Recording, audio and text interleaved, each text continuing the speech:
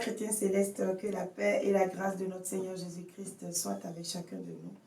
Que le Saint-Esprit nous illumine en cet instant présent pour que ce dont nous allons débattre aujourd'hui, ce que nous vous apportons aujourd'hui, vous puissiez le recevoir, le comprendre, car c'est la parole de l'Éternel Dieu. Mais nous savons tous que la parole de Dieu est souvent compliquée quand on n'est pas en esprit.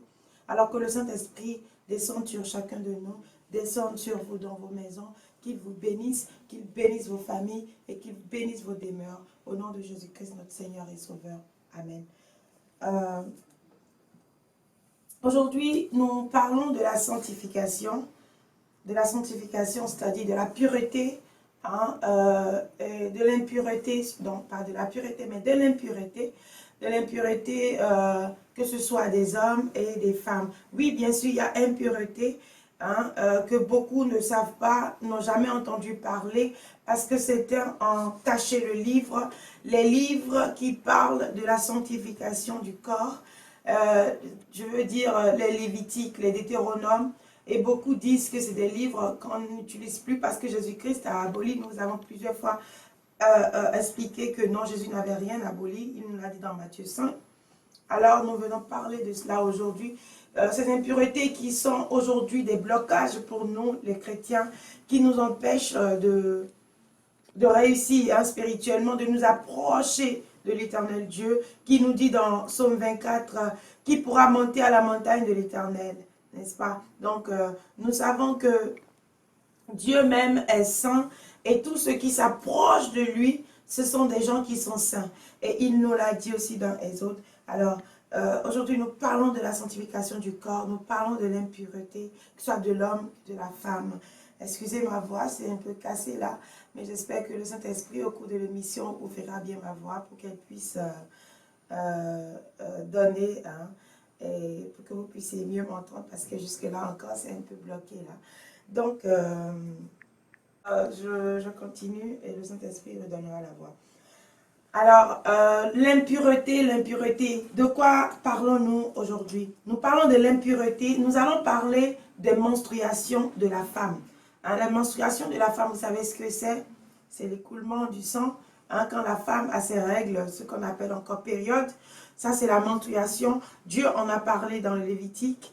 Et nous parlons du côté des hommes, nous parlons de la pollution. La pollution ici, nous allons vous détailler la pollution comme étant un accident nocturne. Parce que quand nous nous référons au Lévitique 15, verset 17, nous voyons à partir de là qu'on nous parle de la pollution.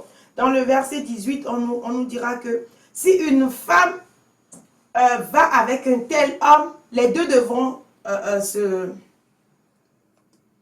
purifier. Ça veut dire que la pollution ici dans le Lévitique ne veut pas dire, c'est-à-dire le rapport sexuel, ne veut pas dire le flux simplement de l'homme qui souille au cours du contact entre la femme et l'homme, mais on parle bien de l'accident nocturne qui est dans Deutéronome 23, verset 10, où on nous parle, où l'Éternel dit que si un homme a un accident nocturne, qu'il sorte du camp, n'est-ce pas? Donc, nous allons mettre cela ensemble, nous allons, selon l'Esprit de Dieu, parce que dans le Lévitique, c'est clair. Beaucoup penseront qu'on est en train de parler simplement du contact avec la femme, c'est-à-dire des rapports sexuels. Mais c'est clair, Dieu, il comprend, il sait de quoi il parle.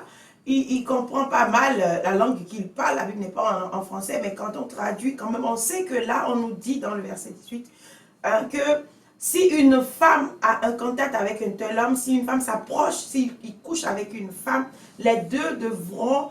Donc, ça ne veut pas, ça veut dire que la pollution ici ne veut pas dire le contact avec la femme, mais déjà, il est pollué. Maintenant, si dans sa pollution, il s'approche d'une femme, alors les deux devront se purifier, comme on l'a dit. Donc, les 3 jours, si vous faites bien le calcul, d'autres diront 2, mais on nous a bien dit dans l'église 3 jours. Donc, selon l'esprit aussi, si nous calculons bien, on peut dire donc le 3e jour. Donc, ça peut faire aujourd'hui, nuit, et puis vous allez voir tout ça, nous allons détailler plus tard. Mais dans l'introduction, je vais juste vous dire, toi qui as déjà commencé par écouter, qui n'est peut-être pas céleste, qui te dit, oh ben, de quoi elle veut parler, elle, de quoi elle veut parler, elle. Non, ce n'est pas moi qui veux parler. La Bible n'est pas faite pour qu'on choisisse ce qui nous plaît. La Bible n'est pas donnée pour qu'on choisisse ce qui nous arrange. Aujourd'hui, moi j'ai toujours dit partout et je le dirai toujours, si des pasteurs ou des prêtres aujourd'hui refusent de respecter la loi, c'est simplement parce qu'ils savent qu'ils ne sont pas capables de respecter tout ce qui a été donné.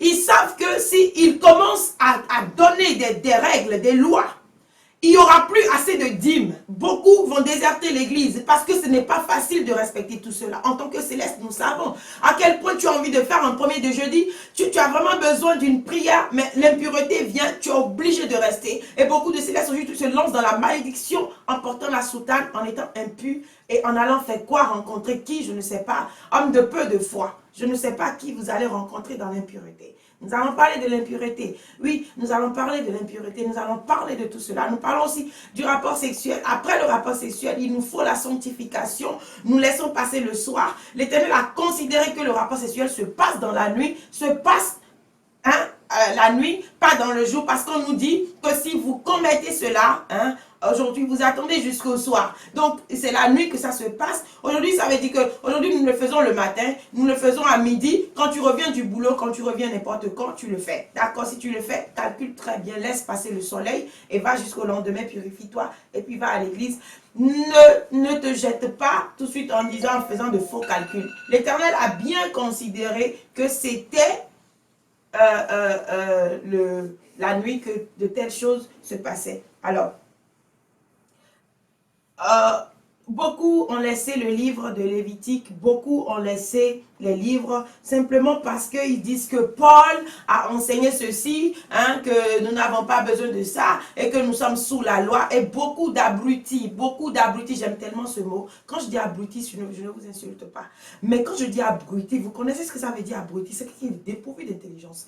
Beaucoup qui sont dépourvus d'intelligence, qui sont abrutis spirituellement. Abrutis par qui? Par les premiers qui ont apporté la Bible, qui nous ont donné comme ça seulement pour nous acheter en esclavage, n'est-ce pas?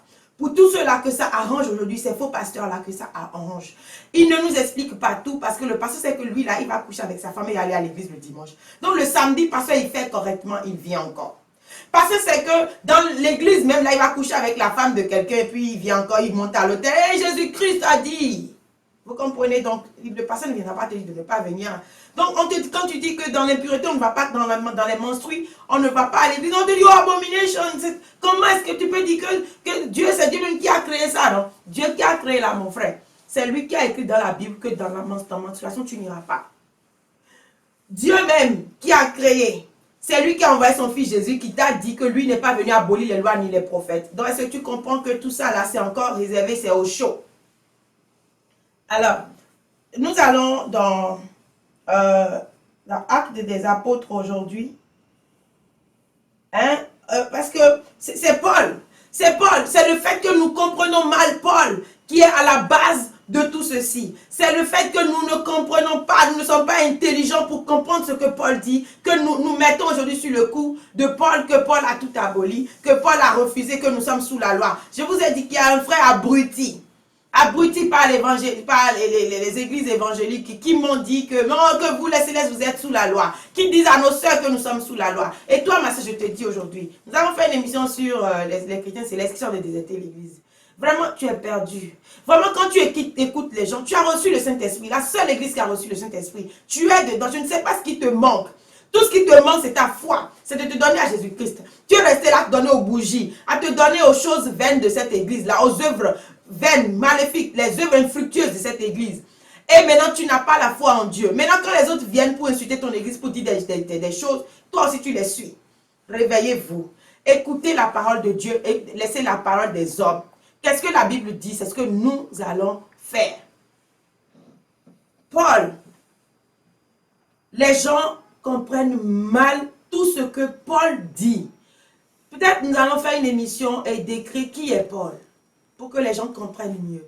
Mais avant cela, aujourd'hui, moi je vais te dire un peu pourquoi est-ce que les gens ne comprennent pas Paul. Paul, je vous ai toujours dit dans nos émissions ici que Paul cherchait à gagner beaucoup d'âmes. Mon frère, si tu n'es pas céleste, installe-toi bien, sois la bienvenue. Je t'aime, tu es mon frère, moi je n'ai rien contre des églises, je n'ai rien contre personne. L'église du christianisme céleste sanctifiera le monde. C'est notre mission, nous l'avons reçu, nous le faisons.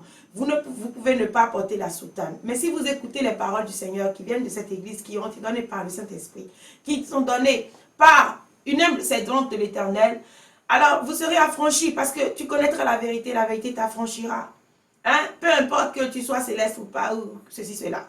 Écoute simplement la parole de Dieu, pas la parole des hommes, de Dieu, et tu seras affranchi. Donc, installe-toi bien, je vous en prie, vos langues amères qui disent des choses amères, des insultes, je vous en prie, corrigez-vous, répentez-vous. Paul a refusé tout ça. Hein? L'Éternel a refusé tout ça. Hein? Donc, répentons-nous dans cette église, répentons dans l'église du monde, catholique, protestant, etc., etc. Arrêtons de nous insulter. Hein? Sauvons plutôt nos âmes, au lieu de passer notre temps à insulter les gens qui viennent parler. Alors, qui est Paul aujourd'hui? Je ne ferai pas cette émission aujourd'hui, mais je veux juste, pour que tu comprennes mieux, que tu saches recevoir ce que je suis en train de te donner dans cet instant présent-là.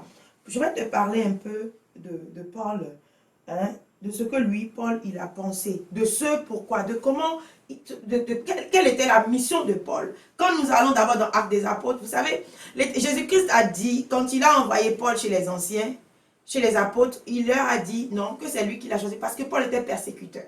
Il ne voulait pas le recevoir, mais il dit non, c'est moi qui l'ai choisi. Non, il a mis beaucoup de choses en Paul, hein, pour pouvoir l'utiliser, pour pouvoir gagner l'âme des païens. Beaucoup disent que Jésus-Christ est venu seulement pour les Juifs. Non, c'est faux. C'était pour le monde, c'était prévu, n'est-ce pas? Donc, Paul avait reçu la mission de gagner les âmes du dehors.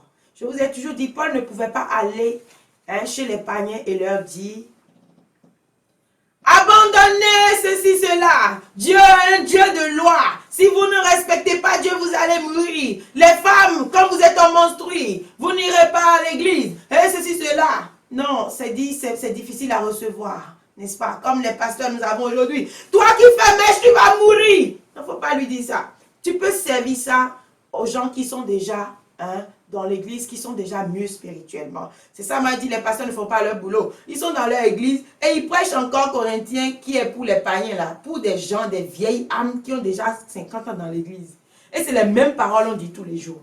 Chacun a la nourriture, hein, à sa nourriture dans l'église. Il y a les nouveaux qui ont le lait. Il y a les anciens qui ont la nourriture solide. Vous, c'est là je vous parle des choses dures. Pourquoi? Parce que vous n'êtes plus des enfants. Hein? Chaque a travaillé pendant combien de temps? Et il est mort depuis combien d'années? Donc, l'église du christianisme céleste est déjà une église d'esprit. Donc, il n'y a pas d'enfant. Même le bébé dans cette église, lui, sait. Il reçoit la nourriture solide. Il n'y a pas de bébé dans l'église du christianisme céleste. Parce qu'il y a la vision. Parce qu'on communique avec Dieu. Donc, les grandes choses, nous recevons déjà. Vous comprenez? Mais toutefois, quand cette émission, je la déconseille aux âmes qui sont faibles, hein, qui n'ont pas encore reçu Dieu. Parce que c'est les vraies paroles de Dieu qui sont sur ces émissions-là. C'est les choses solides. Donc, ça peut vous étouffer. Donc, je n'ai pas reçu le don de donner des paroles, du lait. Je n'ai pas reçu du lait. J'essaye quand même de donner à de nouvelles âmes, hein, hors de ces émissions. Mais le don que j'ai reçu, c'est vraiment de servir de la pâte, hein, à coumet bien solide là, hein, qui est bien du là. Vous savez, non? Voilà. Donc, dans Actes des Apôtres aujourd'hui, j'irai dans Actes, non, pas des Apôtres, pardon. J'irai dans 1 Corinthiens. Alors, nous irons dans 1 Corinthiens 9, hein, pour expliquer un peu pourquoi est-ce que vous comprenez mal Paul aujourd'hui, comment Paul a travaillé, pourquoi Paul disait certaines choses aujourd'hui qui sont incompréhensibles. Paul avait reçu la mission, hein, de gagner les âmes des païens, je vous l'ai dit. Donc, il fallait qu'il soit un peu doux avec eux, qu'il leur prêche le Christ, comme déjà les autres églises ont eu l'habitude, l'ont déjà fait avant que l'église du christianisme céleste ne vienne. C'est parce que Dieu a vu que vous avez déjà bu trop de lait et que vous demeurez toujours des... Maman. Maintenant, il voulait que vous preniez de la nourriture solide qui va vous rendre responsable et qui va aussi vous former pour que vous puissiez préparer du lait aussi à vos enfants. Vous comprenez, comme en temps normal, nous sommes bébés, nous grandissons et maintenant nous prenons de l'eau de charge nous aussi, pour nos enfants aussi. Donc, c'est un peu ça, Paul. Lisons un peu 1 Corinthiens 9, verset 19. Car, quoique libre à l'égard de tous, je me suis fait serviteur de tous, afin d'en gagner un peu plus grand nombre. Le verset 20. Avec les Juifs, j'ai été comme Juif, afin de gagner les Juifs.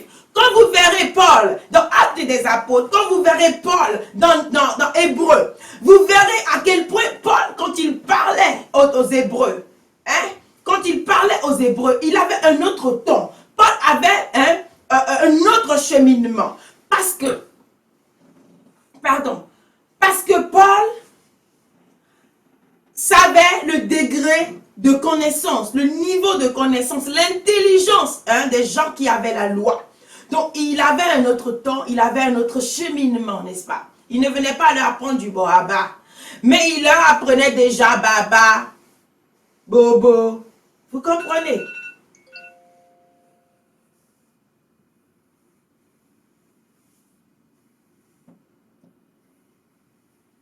Avec ceux qui sont sous la loi, comme si j'étais sous la loi.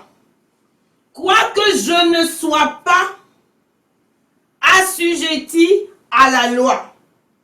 Beaucoup prennent et traduisent autrement. Hein? Un autre jour, nous en parlerons. Afin de gagner ceux qui sont sous la loi. Avec ceux qui sont sans la loi. Écoutez bien. Avec ceux qui sont sans la loi. Toi qui as banni la loi de Dieu. Voilà ce que Paul dit. Avec ceux qui sont sans la loi. Comme si j'étais. Comme si j'étais. Nous comprenons français, n'est-ce pas? Comme si j'étais. Nous ne parlons pas anglais. Nous sommes en train de parler français. Nous sommes en train de lire français. Il a dit comme. C'est une comparaison, n'est-ce pas? Comme si j'étais sans loi. C'est pourquoi quand tu n'es pas intelligent et que tu lis Paul, quand tu lis Corinthiens par exemple, il a bien dit dans 1 Corinthiens 1, il dit, ce n'est pas comme à des grands que je vous parle. Mais je vous parle comme des enfants, comme à des enfants. Ce n'est pas de la nourriture solide que je vous sers, mais c'est du lait que je vous sers. Vous voyez, Paul, il sait à qui servir quoi. Il sait quoi servir à qui. Vous comprenez? Il dit, avec des gens qui étaient sans la loi, moi, Paul, je me suis conduit comme étant sans la loi. Vous comprenez? Continuons. Quoique je ne sois pas sans la loi. Ça veut dire, quoique je ne sois pas sans la loi de Dieu. Paul n'a jamais été sans la loi. Nous vous parlerons bien tout à l'heure d'Actes des Apôtres 21, où vous allez voir ce que Paul a fait. Lisez-le à la maison. Vous allez voir ce que Paul a fait avec les anciens. Lui-même qui avait fait un vœu de Naziréa. Lui-même qui avait fait un vœu de Naziréa. Paul n'a jamais été sans la loi. Tout ce que toi tu refuses aujourd'hui, Paul le faisait. Les sacrifices qui sont dedans là, nous aussi, céleste aujourd'hui, nous ne faisons même pas ces sacrifices. Aller donner des colombes, tuer des choses, on ne fait même pas. Mais on trouve que nous sommes sous la loi, que nous sommes des féticheurs, nous sommes de quoi. Dans ta bouche qui va te condamner. Par tes paroles, tu seras condamné. Par ta parole, tu seras jugé aussi. Est-ce que vous comprenez? Étant sous la loi du Christ. Ah. Écoute bien.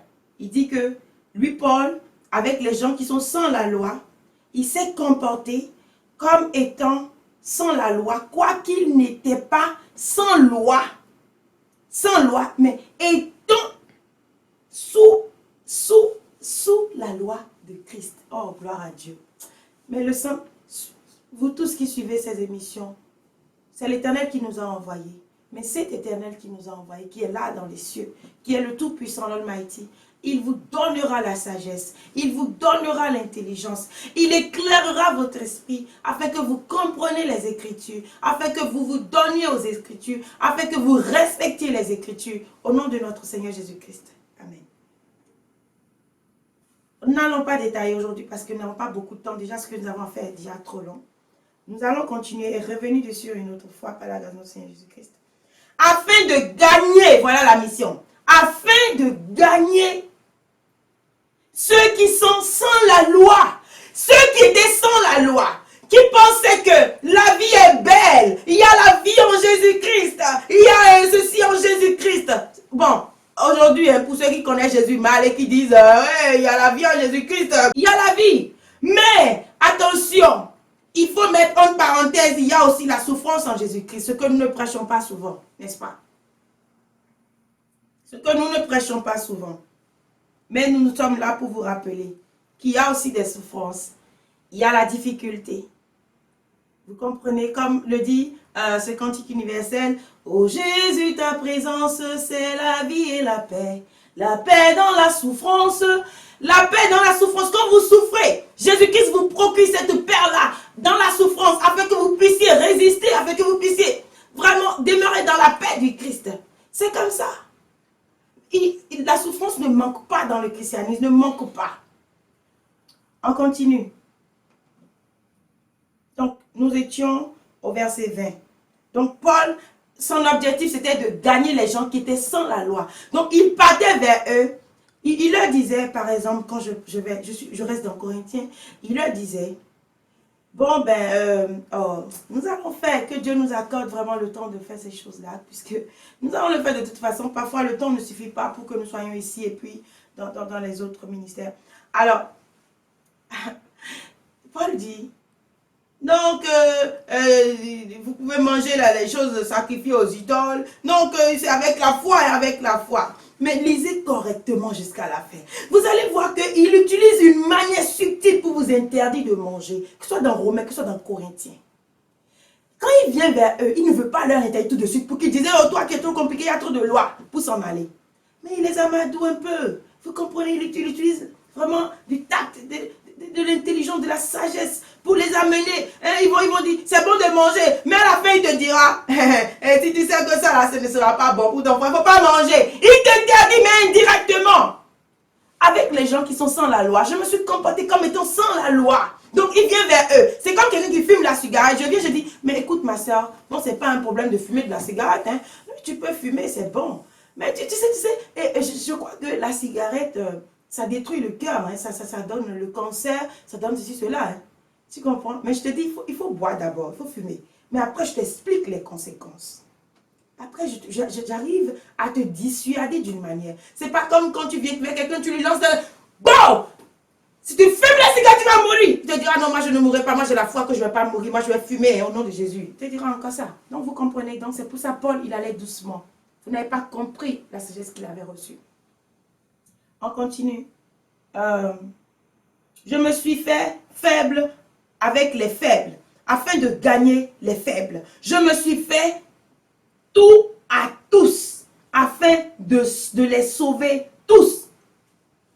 Je fais tout à cause de l'évangile, afin d'y avoir part. C'est à cause de l'évangile qu'il l'a fait, afin d'y avoir part. Aujourd'hui, il a eu part à l'évangile, parce qu'il a fait tout pour l'évangile. Est-ce que vous comprenez? C'est ce que nous ne comprenons pas. C'est ce que nous ne comprenons pas et nous sommes en train de nous égarer aujourd'hui. Vous comprenez? Paul avait tout fait pour l'évangile. Il faisait tout. Il se transformait en faible. Avec les Juifs, il était fort. Il était avec la loi. Il était un homme de loi.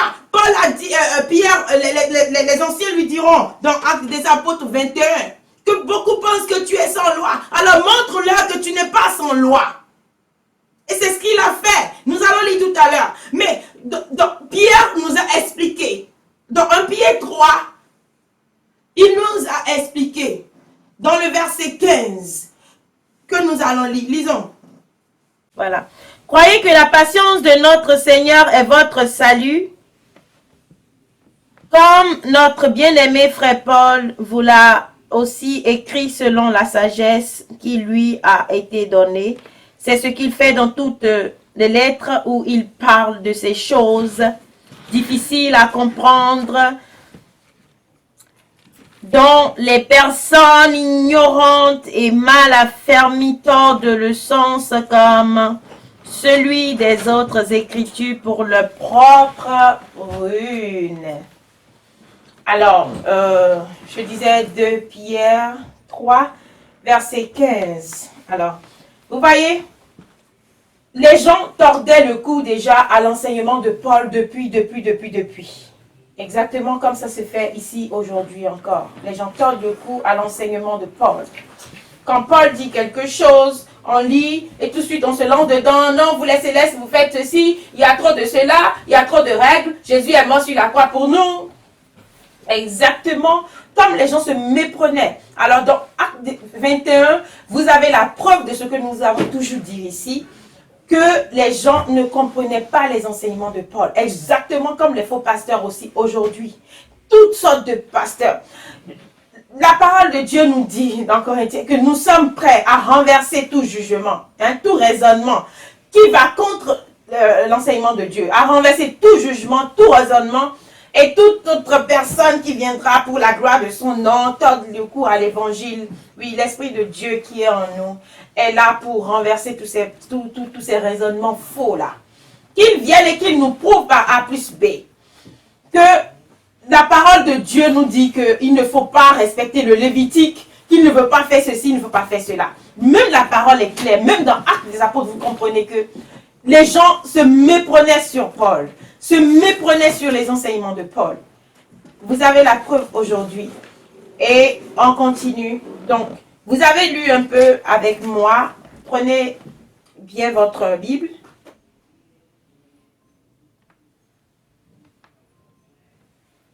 Je vais vous souligner la partie, le 20...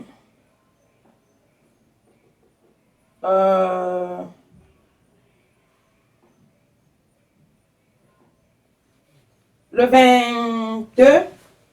Que faire donc? Sans aucun doute, on se rassemblera en foule car on va savoir ton arrivée. Fais donc ce que nous allons te dire. Nous avons ici 4 hommes qui ont fait un vœu. Ils ont fait un vœu de quoi? Ils ont fait un vœu de Naziréa. Le vœu de Naziréa, c'est dans Nombre 6. Et puis dans Actes des Apôtres 18, vous allez voir que Paul, avant qu'on ne parle ici, il était dans Actes des Apôtres 6, il était allé faire un vœu de Naziréa. N'est-ce pas? Alors, ce vœu de Naziréa, quand vous voulez le faire, vous rasez votre tête et tout. C'est bien décrit dans Nombre 6. C'est une consécration à Dieu. Strict. Vous ne mangez pas ci, vous ne mangez pas ça. Paul ayant reçu Jésus-Christ, servant Jésus-Christ, respectez toutes ces choses-là. Il ne mangeait pas, ne buvait pas, c'était une chose. Mais pourquoi vous aujourd'hui, quand les célestes le font, on passe le temps à nous critiquer. On passe le temps à dire ci, à dire ça de nous. Une fois, une femme au marché m'a dit, mais non, pourquoi la femme menstruée n'ira pas à l'église? Elle a commencé à dire des choses. Mais je dis, c'est dans Lévitique. Elle me dit non, mais les Lévitiques, Jésus-Christ a aboli. Vous voyez l'ignorance des gens. Comme on dit Paul, quand je dis les mots, je mesure mes mots, c'est des mots qui sont dans la Bible. On dit des gens ignorants et mal affermis. Cette femme, elle était ignorante. Parce que les pasteurs l'ont rendue ignorante et mal affermie. Ils n'ont pas appris la vérité. Donc, elle, dans son ignorance, pense que Jésus-Christ a tout aboli. Et que c'est fini, alors que nous avons toujours dit ici que Jésus-Christ a accompli sa mission.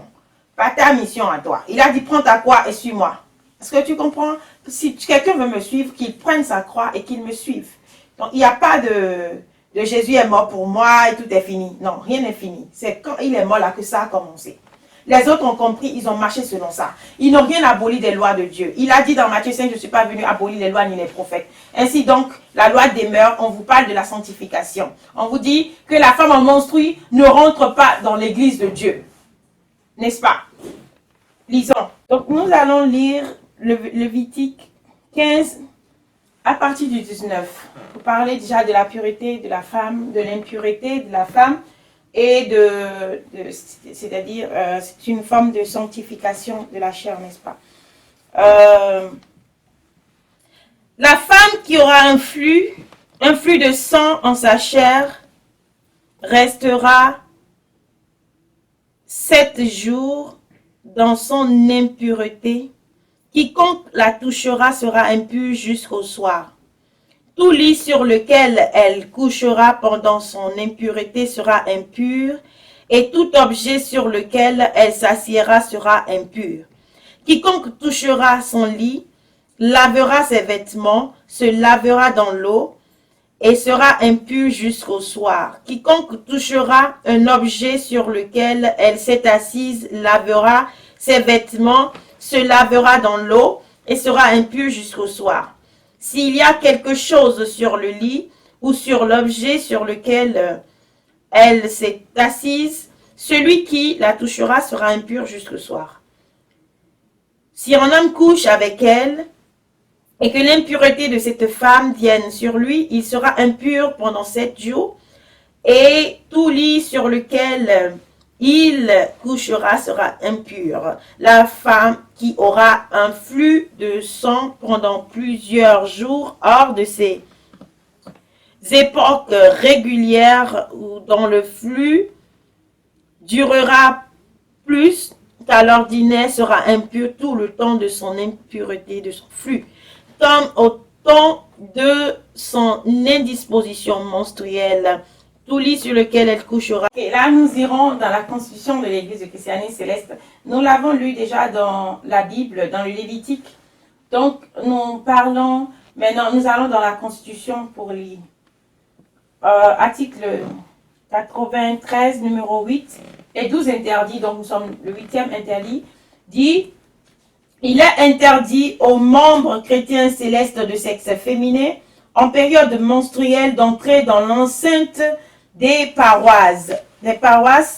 Elle n'y sera admise qu'après 7 jours clôturés par un bain de sanctification. Le 8e jour, le chargé paroissial devant la paroisse lorsque la menstruation s'étend au-delà de 7 jours. 2 jours bien comptés doivent être accordés après l'arrêt de la sanctification. Alors, nous avons compris que ici, on nous dit que quand une femme a ses menstrues, elle ne vient pas dans l'église, n'est-ce pas? Et quand ça finit, elle fait une sanctification. Le 7e jour, elle se lave, elle se purifie, elle rentre le 8e jour. Car il est bien dit qu'elle rentre le 8e jour. Et je vais vous dire, moi je ne connaissais pas la Constitution autrefois, mais j'étais dans un milieu où on était contrôlé, on nous voulait tout le temps à l'église, n'est-ce pas? Donc quand vous ne venez pas, vous volez encore quelques jours sur votre impureté, on vous appelle tout de suite. Alors donc on m'a dit même, le 7e jour tu dois être là. Donc moi je ne savais pas que c'était le 7e jour, on se purifiait, mais nous on pensait que c'était le 7e jour. Alors un jour je suis venue à l'église, je n'étais pas venue, dans un rêve, j'ai vu que j'étais venue à l'église et c'était le 7e jour, j'étais venue. J'ai vu un enfant, un petit enfant là, un petit enfant en soutane, devant la porte de l'église qui me chassait, qui me tuait impur. C'est le 8e jour que tu vas rentrer, tu n'es pas encore prête, retourne. Et il m'a vraiment grondé, un petit enfant, à peine l'enfant ne parle, c'est-à-dire l'enfant là ne peut pas parler, c'est un bébé.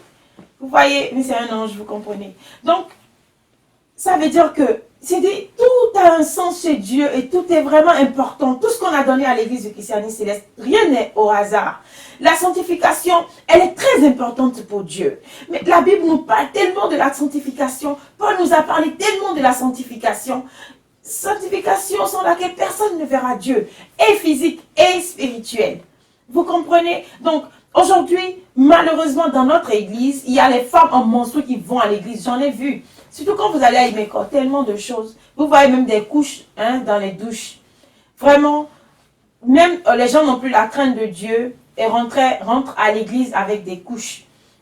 Un frère m'a dit en France la dernière fois que lors d'une onction, une femme en menstrues est venue prendre l'onction. Surtout pour les églises aux États-Unis, en Europe, c'est du n'importe quoi qui se passe. Les gens, ils font n'importe quoi avec l'église de Dieu aujourd'hui. On ne respecte plus rien, plus les ordonnances, plus les interdits de l'église. Tu vois un céleste qui porte un habit rouge et noir. Tu vois un céleste qui... une femme en menstru qui va à l'église, c'est ta vie que tu es en train de réduire. Dans le Lévitique que nous avons lu, je te lis à la fin ce qui est dit ici. Le verset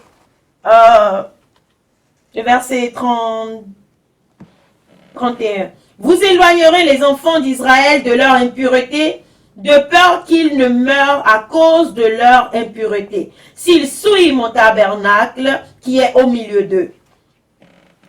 De peur qu'ils ne meurent.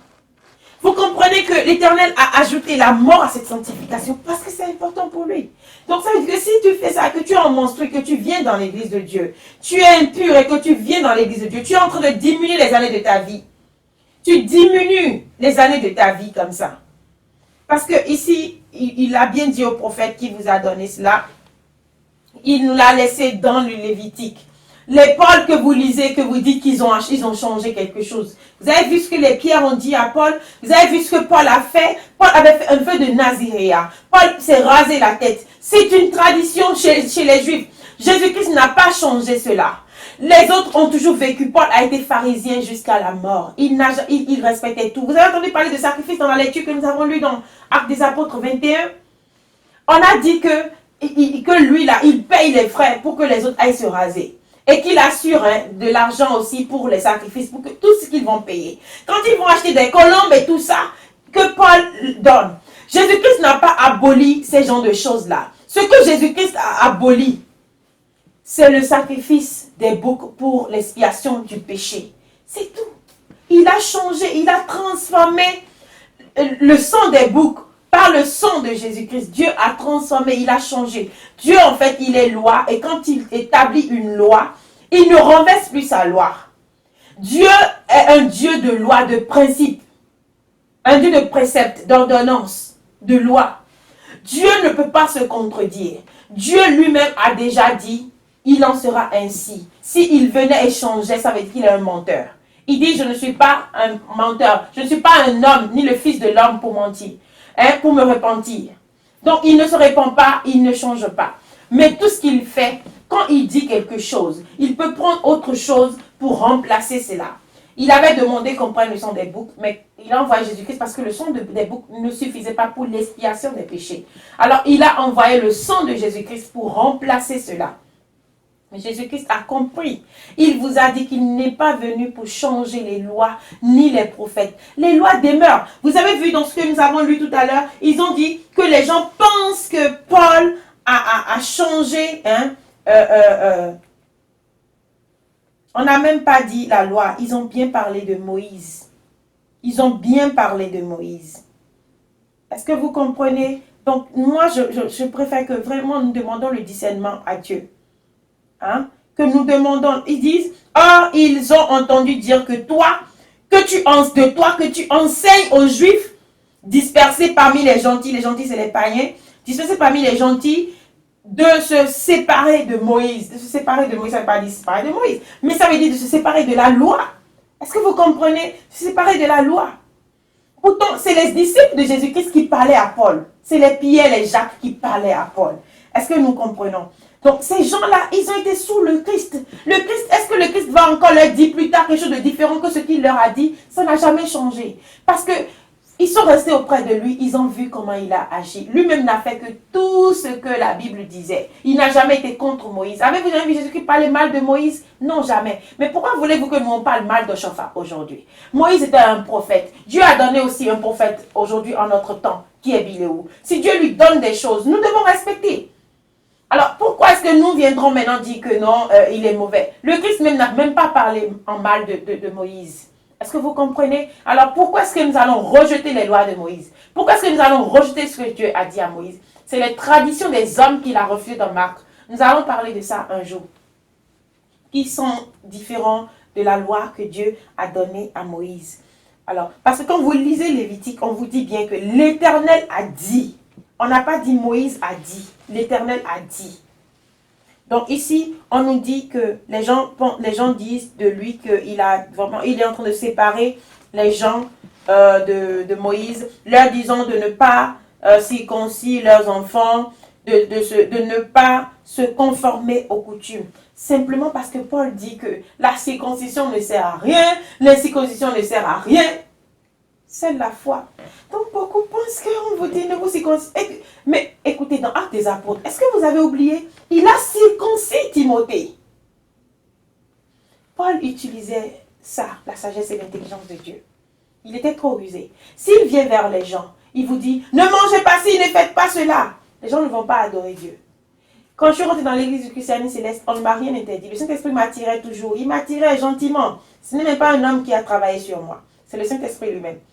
Il m'a bien pris gentiment, il me disait, viens, je voyais la puissance, quand j'allais à la maison, je rêvais bien, je combattais bien dans le rêve et tout. Et je voyais que tout était beau. Et un jour il me choisit, il met son esprit en moi, j'ai commencé à travailler, et maintenant il a commencé à donner ses lois.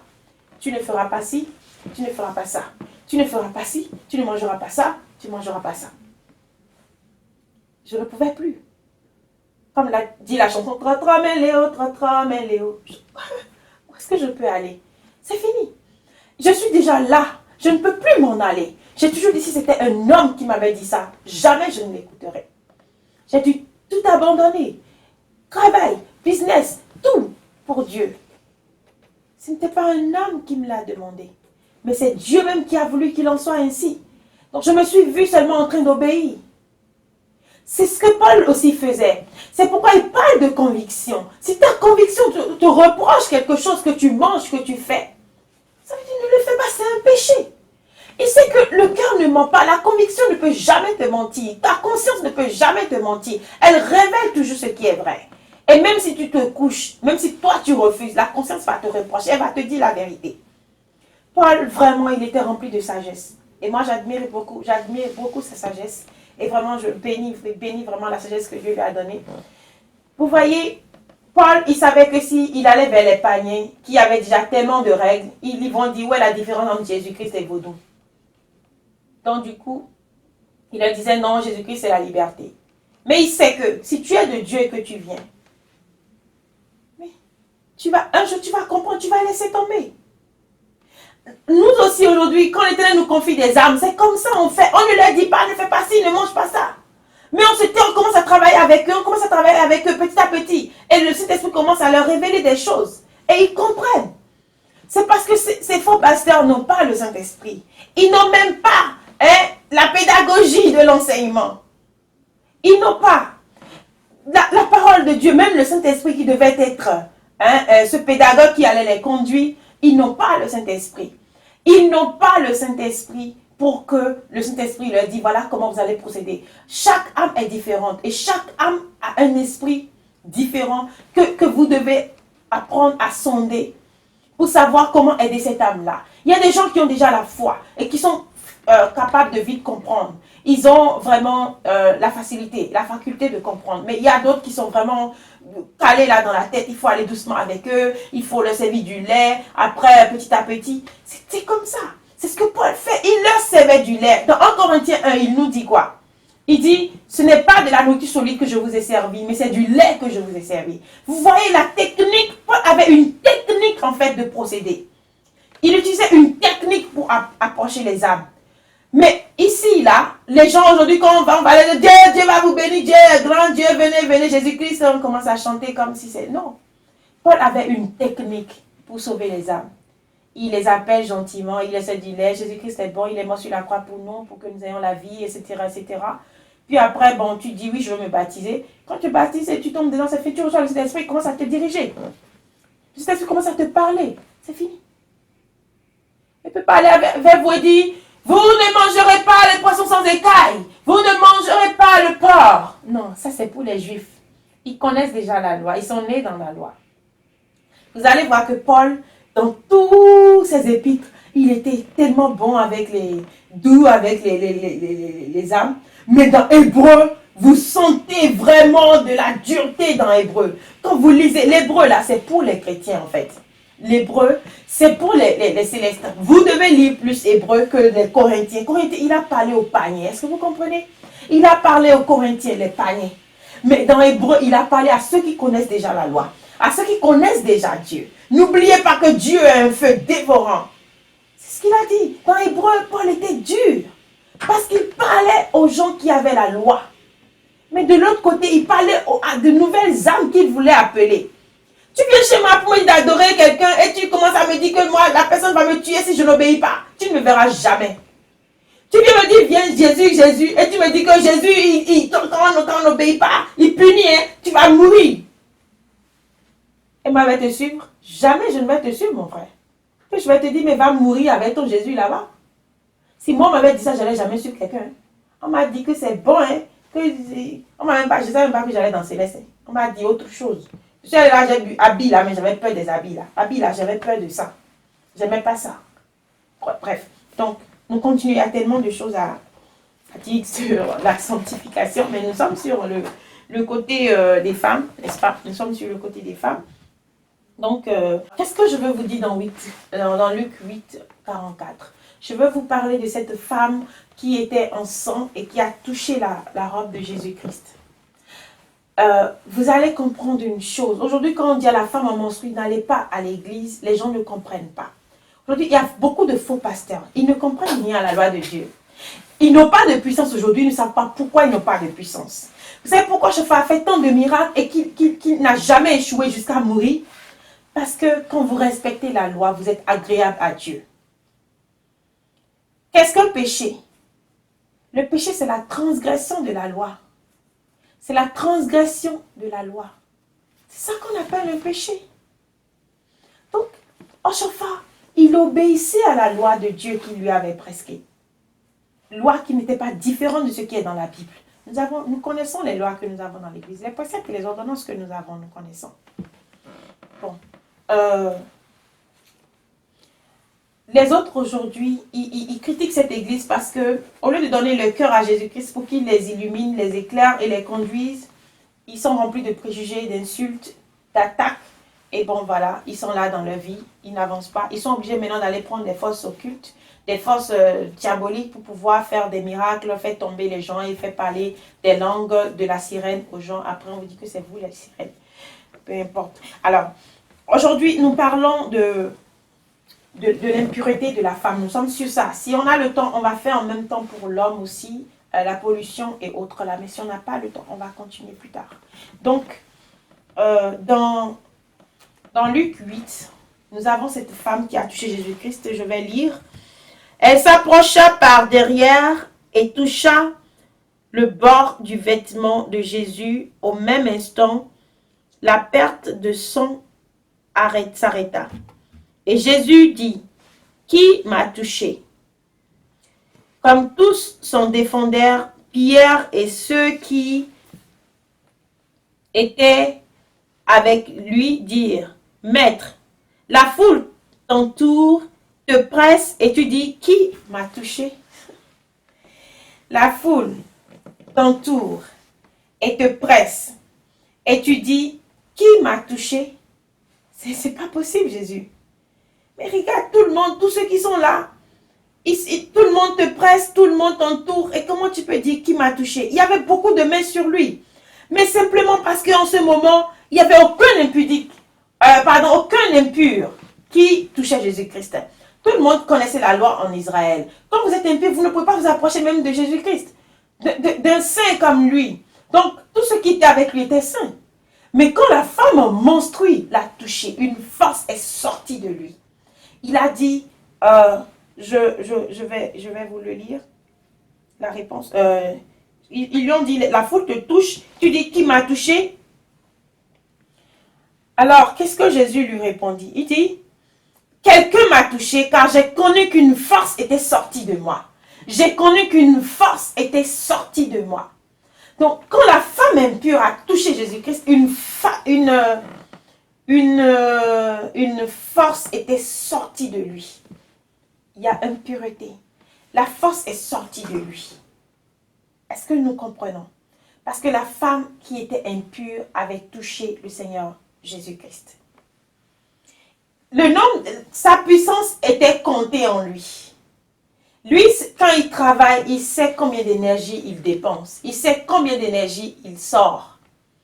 Vous, aujourd'hui, vous êtes pasteur, vous êtes en l'air comme ça, vous ne savez même pas qui vous êtes, comment vous êtes, comment... Non. Jésus, il savait. Il savait. Et vous savez, chaque fois qu'il délivre, il y a une puissance qui sort. Hein, quand vous êtes un homme de Dieu, que vous utilisez vraiment la puissance de Dieu, quand vous faites... quand Dieu vous utilise, il y a un miracle, il y a une délivrance, il y a quelque chose qui sort de vous. Hein? Il y a quelque chose qui sort de vous. Je ne sais pas si vous connaissez. Ceux qui savent sauront de quoi je parle. Il y a une chose qui sort. Vous sentez que quelque chose est sorti de vous. Et plus tard, on vous recharge encore. Et vous sentez encore qu'une énergie rentre en vous au moment du rechargement. On vous recharge comme on recharge une batterie réellement. Et vous sentez vraiment comme quelque chose rentrer en vous. Et on vous charge, vous sentez des vibrations en vous. Vous reprenez une nouvelle force. Parce qu'il faut qu'on vous remplace. Sinon, si tout le temps vous sortez... C'est pour ça que moi je dis ceux qui imposent des mains tout le temps. C'est faux. Et ce n'est pas la puissance de Dieu. Les mouchoirs qui travaillent, ce n'est pas la puissance de Dieu. Quand vous délivrez quelqu'un, quelque chose sort de vous. Vous ne priez pas, vous retournez à la maison, c'est pour aller vers votre femme. Alors qu'une fois vous allez vers votre femme, vous perdez une énergie que vous récupérez 3 mois après, 90 jours. Mais comment est-ce que vous pouvez être puissant? Toutes les femmes jolies qui viennent à l'église, vous les sautez, sautez, sautez. Vous leur partagez votre puissance. Si c'était vraiment une puissance qui était venue des cieux, vous n'allez jamais faire ça. Avoir des relations avec beaucoup de femmes et vous serez un homme de Dieu, un homme puissant, c'est impossible pour vous. La puissance de Dieu.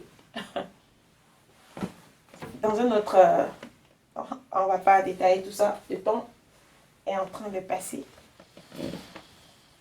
Le temps est en train de passer. Donc, Jésus dit, car j'ai senti qu'une force était sortie de moi. Donc, tu as compris là, et puis la femme s'est répandue, elle a compris que c'était elle, n'est-ce pas? Parce qu'elle n'avait pas le droit de le toucher, et elle s'est répandue, et puis elle lui a dit, c'est moi, elle s'est dénoncée. Jésus-Christ dit, ma fille, ta foi t'a sauvée, va en paix, n'est-ce pas? Si c'est toi, maintenant tu l'aurais giflé, comme vous savez le faire. Alors,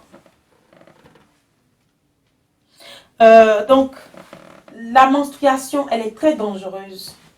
Elle est très dangereuse. Nous avons déjà, dans Que dit la parole, fait des choses sur la menstruation. Quand la femme est en menstru, de ne pas l'approcher. L'Éternel nous dit dans Lévitique que ces gens-là doivent être retranchés. Et nous devons comprendre par là qu'une femme en menstru, on ne peut pas s'approcher d'une femme en menstru. Ça, c'est la volonté de Dieu, ce n'est pas nous. L'Éternel interdit formellement qu'on couche avec une femme en menstru. C'est une malédiction d'abord pour toi l'homme que tu ailles vers une femme. Oui, c'est vrai que tu dis que c'est vraiment bon, c'est intéressant de faire ça, mais c'est une abomination devant Dieu. Tu es en train de détruire ta force, tu es en train de détruire ta puissance. C'est une malédiction. Le sang de la femme, c'est sacré. C'est quelque chose de très dangereux qui détruit. Vous allez voir que les gens, c'est seulement les chrétiens qui sont abrutis et qui ne veulent rien comprendre. Les gens du monde, là, les animistes, là, même eux, là, les femmes en menstru ne vont pas vers eux. Ne touchent pas à leurs choses. Ne rentrent pas dans leur temple. Ne restent pas dans la chambre de quelqu'un comme ça. Il n'y a que les chrétiens, ils sont vraiment abrutis. Quelque chose que tout le monde déplore. Seul le chrétien entêté, qui n'a pas connu le vrai Jésus-Christ, lui pense que non, tout est permis. Tout est permis. Non, ce n'est pas permis. Dieu a refusé. C'est parce que vous pensez que Jésus est parti sur la croix pour emporter tout ça que vous êtes en train de faire ça. C'est pourquoi vous n'avez pas la grâce de Dieu. C'est pourquoi vous n'avez pas la bénédiction. C'est pourquoi il y a tellement de problèmes dans vos vies. Parce que vous violez les règles de Dieu. Est-ce que vous comprenez? Et toi, un homme qui va vers une femme, va bien écouter les émissions que nous avons faites sur Que dit la parole. Des choses, on a parlé des menstruations. L'Éternel interdisait de ne pas s'approcher des femmes en menstru, n'est-ce pas? Qu'on devait vous retrancher si vous le faites. Donc, dans Lévitique 7, vous l'avez. Vous allez voir. Alors, ce n'est pas une bonne chose pardon, de s'approcher de la femme en menstru. C'est très dangereux pour toi. Je veux que tu le comprennes. C'est vraiment important. Beaucoup d'hommes aiment ça. Mais c'est comme si vous vous maudissez vous-même. C'est contre nature. C'est contre nature. Alors, regarde, le sang de la femme est tellement puissant que même si tu fais gris-gris et que tu touches, ça détruit le gris-gris rapidement. Même les musulmans, la femme en menstru ne s'approche pas d'eux, ne leur prépare pas à manger, ne touche pas leur talisman, les choses là. Et les chrétiens aussi, l'Éternel a dit que vous n'allez pas toucher les choses qui sont bénies. Et là, le lit sur lequel vous couchez aussi, c'est impur. Nous reparlerons de comment vivre la sanctification plus tard. Comment vivre son impureté et comment se purifier. Le 7e jour, nous allons en reparler. Pas aujourd'hui, dans une autre émission, par la grâce de notre Seigneur Jésus-Christ. Donc, nous parlions des menstruations qui sont très, très, très qui sont une impureté devant Dieu. L'Éternel n'aime pas la menstruation. Il demande à ce que nous soyons éloignés du temple de Dieu, que nous soyons éloignés de beaucoup de choses. Donc, tu dois t'éloigner aussi de ton mari. Hein, et essaye de vivre dans la essaye de vivre ton impureté seule quelque part. Et après, quand tu finis, maintenant, tu peux aller faire chose. Donc, c'est vraiment important. Nous reparlerons de tout ça plus tard. Donc, beaucoup pensent que vraiment, c'est fini avec Jésus-Christ. Non, c'est faux. Ce n'est pas fini. Jésus-Christ n'a rien aboli par rapport à ça. Mais au contraire, il a confirmé, et Paul l'a dit, abolissons-nous la loi par la foi. Non, au contraire, nous confirmons la loi.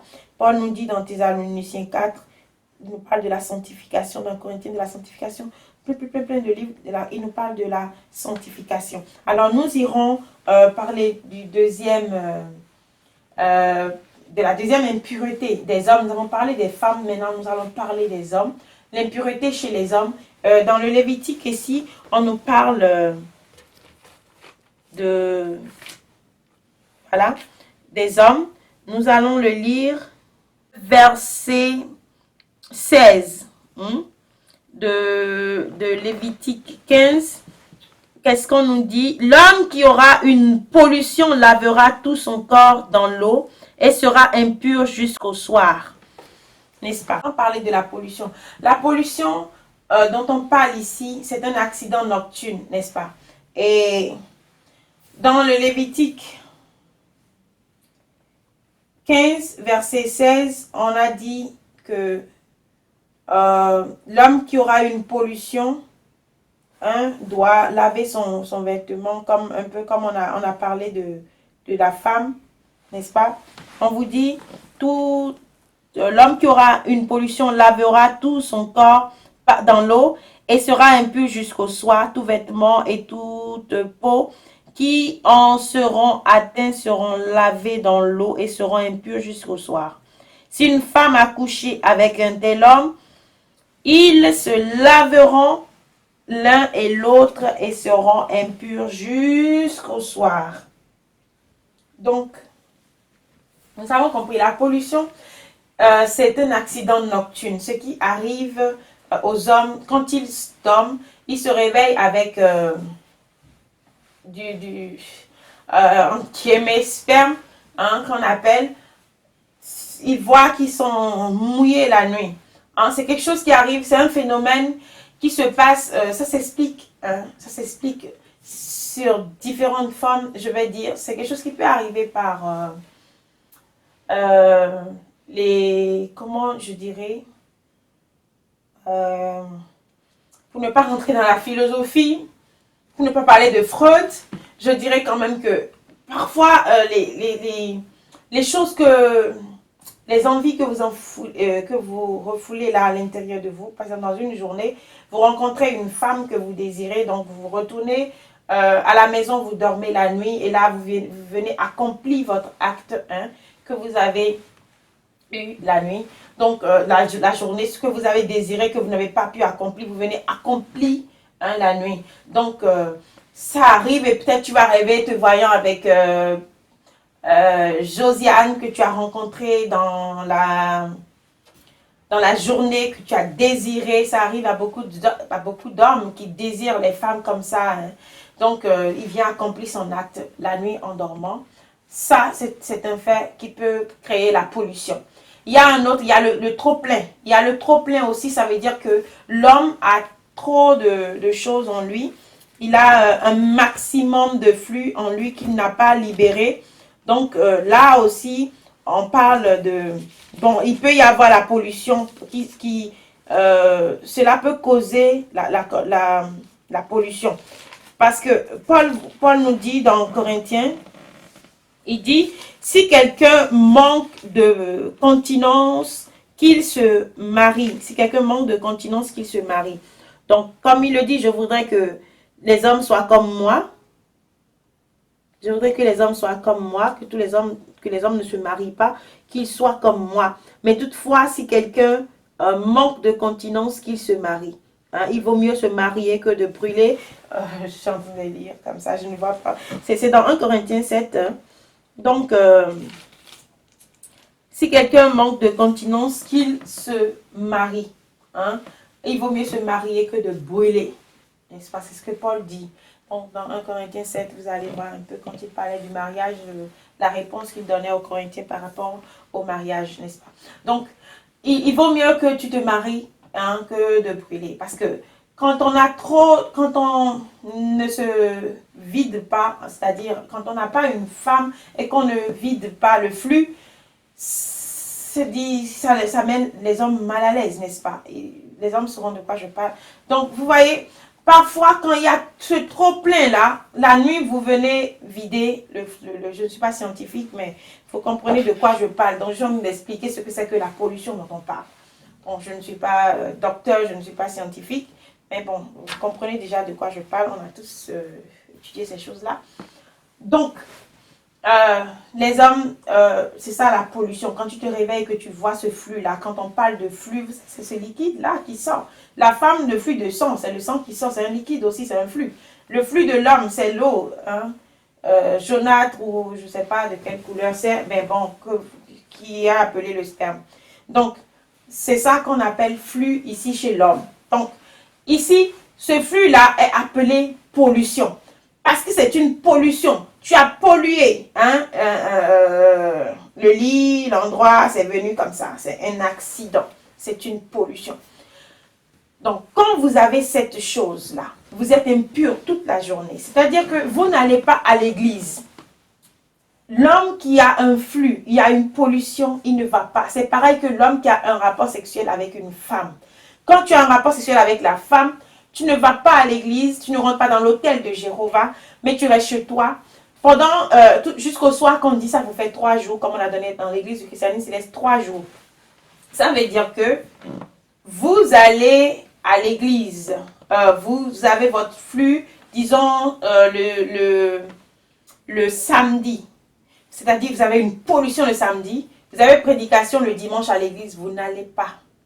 C'est-à-dire que le samedi soir, là, la nuit, tu te réveilles, le dimanche matin, tu vois que tu as mouillé le lit.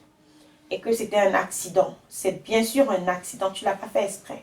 Mais tu ne vas pas à l'église, pas de lecture, pas de prédication, pas de blablabla. Tu ne fais rien. Tu restes à la maison, on t'appelle, là, j'ai eu un accident, point, je ne vais pas, je ne peux pas. Oh, c'est grave, c'est tout. Oh, oui, c'est vraiment grave. Non, mais ça va aller, c'est pas grave pour autant. Tu comprends, non? Tu ne veux pas trop parler, mais c'est un accident aussi. Donc, tu ne vas pas. Si tu es comme moi, fille, qui ne compte, enfin, qui dit tout, tu diras, ben bon, voilà, la nuit, j'ai eu telle chose, c'est comme ça. Là, tu apprends aussi à l'autre à se sanctifier, à ne pas aller souiller l'église. C'est vous qui souillez l'autel de Dieu, là. C'est vous, avec vos désordres, là, qui rentrez dans l'autel. Et c'est pour la femme, là, qui est l'état, quoi. C'est ça, tout le monde dit, menstrue. Alors que tout ça, là aussi, c'est à dire. Tout ça, là, c'est à dire. Quel pasteur respecte ça, là, même? Après, on va nous dire que, non, que chef de quoi? Jésus a dit ça, on a écrit ça où? On va nous dire que l'homme a fait quoi? L'homme a fait ci, l'homme a fait ça. On vous a dit jusqu'au soir. Ça veut dire que le samedi nuit, tu as eu ça. Ça veut dire que le lendemain, là, tu restes comme ça jusqu'au soir. Rendez-vous mardi. C'est mardi que toi, tu seras pur. C'est comme ça que les 3 jours sont comptés. Les 7 jours pour la femme aussi. Tu as eu les menstrues le lundi. Ça veut dire que le dimanche, tu es pur. Tu te sanctifies. Tu laves tout. Tout propre. Tu changes tes draps. Tu changes tout ce que tu as touché. Tu te sanctifies tout. Le lundi avant que tu n'ailles à l'église. Ce n'est pas parce que l'église dimanche, là, c'est dimanche que tu iras le dimanche. Tu vas recevoir une punition. Donc, pour la pollution aussi, c'est pareil. C'est 3 jours, ça veut dire que la nuit, aujourd'hui, tu as eu la pollution. Ça veut dire que tu retournes à l'église seulement, disons, le lundi, tu as eu la pollution. Donc, le mardi, tu ne vas pas à l'église, ça fait à mercredi. C'est comme ça. Donc, tu te sanctifies, tu laves les draps, tu changes tout. Le drap que tu as... sur lequel tu as fait, c'est souillé, même le lit est souillé. Donc, tu sanctifies le lit. Tu ne vas pas vers ta femme quand tu as ça. Ni le jour où tu l'as, ni le lendemain, parce que tu es encore impur. Ce n'est que le surlendemain, tu t'es sanctifié, que tu peux aller vers ta femme. Dieu demande aussi pour nous un peu de respect, de sanctification envers nous. C'est pas parce que la femme, là, on lui donne tout, que tu es impur, tu viens encore vers elle. Non. Non, tu gardes ton impureté là pour ne pas la souiller elle aussi. C'est ce que la parole nous dit. Donc, nous avons parlé aussi du flux. Je crois qu'on a assez dit, qu'on a bien parlé, qu'on a été clair. Donc, le flux là, c'est la pollution. Mais l'autre flux aussi, hein, au cours des rapports, quand vous allez vers votre femme, quand vous vous approchez de la femme, il y a le flux qui sort. Ce flux-là aussi est une impureté. Donc, tu respectes exactement la même loi que pour la pollution. Quand tu as un rapport sexuel avec une femme, aujourd'hui, on n'a pas un rapport avec la femme seule. Abomination a pris le monde. Même ces gens n'ont même pas droit à l'église, donc ils n'ont qu'à rester à la maison. Mais je parle du normal que Dieu a donné. Je ne parle pas de Sodome et de Gomorrhe, mais je parle du normal. Donc, tout ce que vous avez à faire, quand vous approchez d'une femme, qu'est-ce que vous faites? Vous attendez jusqu'au soir. Aujourd'hui, dans l'église, nous parlons de la troisième forme d'impureté. La troisième forme d'impureté, c'est les rapports sexuels. Donc, tu as un rapport sexuel, femme ou homme, aujourd'hui, lundi, ou mardi, ou vendredi, tout ce que tu veux. Donc, je prends l'exemple de lundi. Tu as un rapport avec ta femme le lundi nuit. Ok, pas c'est un truc qui est réservé même pour la nuit. C'est pas un truc qu'on fait matin, midi, soir, partout là. Ça diminue votre puissance. Tu as un rapport avec ta femme le lundi nuit. Comment on appelle le mardi, tu ne vas pas à l'église. Le mardi, toute la journée, tu es impur jusqu'au soir. Le soir, tu vas te laver, vous deux, la femme et toi, vous vous lavez, vous sanctifiez avec de l'eau, comme on a donné à l'église, vous purifiez le lit sur lequel vous l'avez fait. Votre vêtement, là, vous l'enlevez, tous les vêtements que vous avez portés au cours de ça, vous les lavez et vous mettez dans quelque chose de différent. Donc, vous devez avoir quelque chose pour mettre ces habits impurs là dedans. Pour ne pas les mélanger. Quand tu te seras sanctifié, tu ne porteras plus la même chemise homme que tu as porté le jour où tu as été impur. Ce vêtement est impur aussi. Tu dois le laver, comme le dit la Bible. Tu dois le laver et le sanctifier avant de le reporter. C'est ça que vous devez faire pour avoir la grâce dont on parle dans l'église du christianisme céleste. C'est tout ça qui fait que vous aurez la grâce. Jésus-Christ n'a rien changé. Il n'a rien changé. Il est mort sur la croix pour nous. Il est la miséricorde de Dieu, c'est vrai. Mais il n'est pas un désordre. Il n'est pas un désordonné non plus. Donc, respectons ce qui a été donné. Et nous verrons vraiment la bénédiction de Dieu. Nous reparlerons, nous avons déjà parlé de certaines choses par rapport au Seigneur Jésus-Christ. Nous n'allons pas trop traîner dessus parce que le temps qui nous reste là, ces choses. Donc, voilà la sanctification, les trois sanctifications dont on parle réellement dans l'église du christianisme céleste, les sanctifications de la chair. Donc, nous avons les menstrues de la femme, nous avons eu la pollution, nous avons eu les rapports sexuels aussi. Donc, pour la femme aussi, tu as eu un rapport avec ton mari, tu ne vas pas à l'église, tu te sanctifies d'abord. Que la femme ne dise pas, c'est pas moi qui ai eu un flux. Non, le flux t'a sali. Même si tu n'as pas pris le flux et que tu utilises la subtilité de dire, ah, le flux souille, donc il faut garder ton flux. Ou bien il faut verser ça quelque part. C'est encore un péché de verser ça quelque part, de jeter. Pour ceux qui utilisent les préservatifs, c'est un péché. Vous irez en enfer, vous serez surpris. Vous connaissez l'autre qui a pris la femme de son frère, non? Et qui chaque fois, quand il va vers elle, ne veut pas avoir d'enfant pour elle, donc il jetait son flux pour ne pas avoir d'enfant avec elle. Vous avez vu comment Dieu l'a traité? Le flux là, c'est important pour Dieu. Si tu ne veux pas avoir un enfant avec une femme, ne le fais pas. Mais quand tu mets dans les préservatifs et que tu vas jeter, tu verras l'enfer tout de suite sans te rendre compte que c'est affaire de préservatif qui t'a conduit en enfer. C'est des petites choses que nous faisons qui vraiment nous bloquent les voies et qui sont des péchés devant Dieu. Parce que Dieu, là, il a compté les spermatozoïdes qui doivent aller voir l'ovule, là. Il a tout compté dans ton corps. Et il sait que ça doit donner, à ce moment-là, il y aura un enfant. Pourquoi tu te bats contre Dieu? On n'est pas là pour ça aujourd'hui. Mais la pureté, on vous parle. Quand on vous dit flux, là, ça ne veut pas dire que quand c'est versé sur toi ou sur la femme qui veut dire qu'il y a impureté ou pas. Le contact même la femme a des flux, même hors de son sang, au cours des rapports, elle a des flux. Tout ça te souille, femme. Tout ça te souille. Et souille aussi l'homme. Donc tout ça, vous restez chez vous. Ne venez pas souiller le temple de Dieu. Ne venez pas souiller le temple de Dieu. Tu es pasteur, tu es chargé, tu es quoi? Pardon, on n'a pas fait de différence ici. On a parlé à tout le monde. Et quand on parle même de ceux qui ont le sacerdoce, là, ceux qui vont dans l'autel, c'est les Lévites. On sait que les Lévites, là, eux, ils n'ont pas de vie extérieure que de vie dans le tabernacle, dans l'autel et tout ça et tout ça. Tu comprends, non? Donc, Lévite, là, on a demandé aux Lévites où est sa femme, où sont ses enfants. Il dit, il ne sait pas. Donc, vous êtes des gens qui sont réservés pour le travail de Dieu. Hein? Comme dit Deutéronome, vous avez vu la part de Lévite quand on lui a dit, il n'a pas une vie à l'extérieur. Quand il veut aller vivre, il sort carrément du cadre de Dieu, il va faire sa chose, il se sanctifie, il revient. C'est ce qui doit être fait. On ne t'a pas donné le pouvoir, pasteur, de venir souiller l'autel de Dieu. Si quelqu'un souille mon temple, hein, si quelqu'un détruit mon temple, je le détruis. Si quelqu'un souille mon temple aussi, sa vie sera souillée. Tu comprends ça?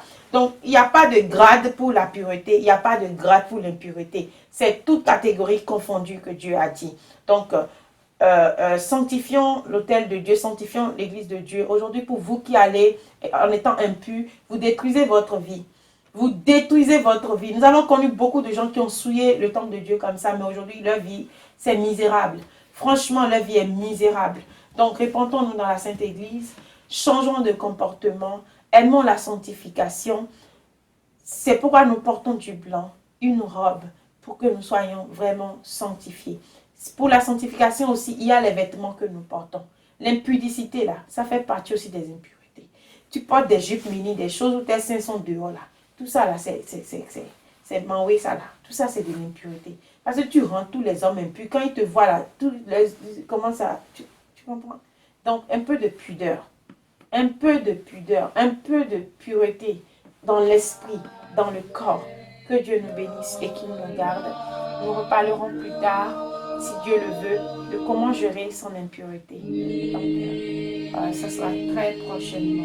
Que la paix du Seigneur de Dieu soit avec chacun.